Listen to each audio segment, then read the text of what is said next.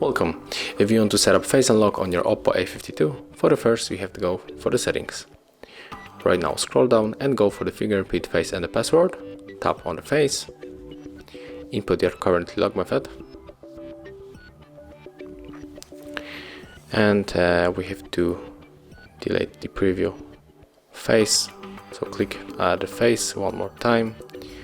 Input your log method. Click continue, and right now the smartphone is scanning our face, and we have to just keep the head in the circle, and it's finished. So right now we can check how it works when we try to unlock the device.